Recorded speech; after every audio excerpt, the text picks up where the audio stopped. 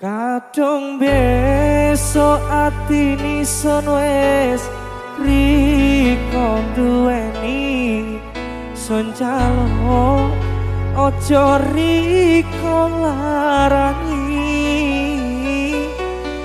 Kadung besok ati nison wes percaya nyariko son calo ojo disio-sio mergane sadurunge ison wes tau tatu wes tau tatu.